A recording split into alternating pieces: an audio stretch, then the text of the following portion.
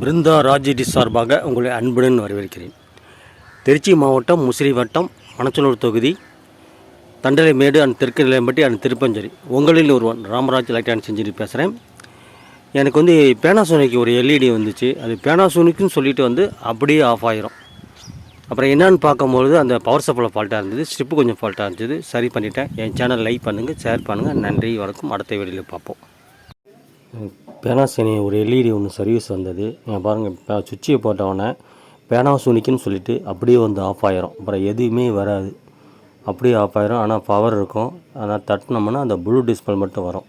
அது என்னன்னு பிரித்து பார்க்கும்போது டிஸ்பிளே கொஞ்சம் சால்ட் வந்தது. பிரித்து நல்லா இருக்கும் போது அந்த இது ஸ்ட்ரிப்பு கொஞ்சம் ஃபால்ட்டாக இருந்தது. அந்த பவர் சப்ளையில் அந்த எல்லாம் ஃபில்டர்லாம் போயிருந்துச்சு. அந்த ஃபில்டரை மாற்றிட்டேன். இந்த ஐசியும் கொஞ்சம் ட்ரையாக இருந்தது, ட்ரை அடிச்சு விட்டேன்.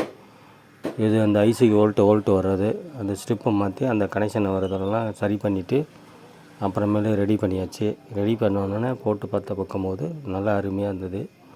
இதுதான் அந்த இது போர்டு. இப்போ போட்டு பார்க்குறேன் பாருங்கள். அந்த ஸ்ட்ரிப்பு ரெடி ஆகணுன்னு போட்டேன் பாருங்கள். பேனாசோனின்னு அப்படியே வரும். வந்துட்டு படம் நல்லா இருக்குது. அந்த போர்டு கொஞ்சம் ஃபால்ட்டாக இருந்ததுனால ரெடி பண்ணியாச்சு. இதுதான் அந்த போர்டு அருமையாக இருந்துச்சு. ரெடி பண்ணியாச்சு. இங்கே பாருங்கள், அப்படியே போட்டோன்னே படம் வந்துருச்சு. எந்த ஃபால்ட்டும் இல்லை, நல்லா இருக்குது. ஆனால் எல்லா சேனலும் வருது. ஆடியோ நல்லா இருந்துச்சு, வீடியோ நல்லா இருந்துச்சு. பாருங்கள், சேனலை லைக் பண்ணுங்கள், ஷேர் பண்ணுங்கள். அடுத்த வீடியோவில் பார்க்கலாம். நன்றி, வணக்கம்.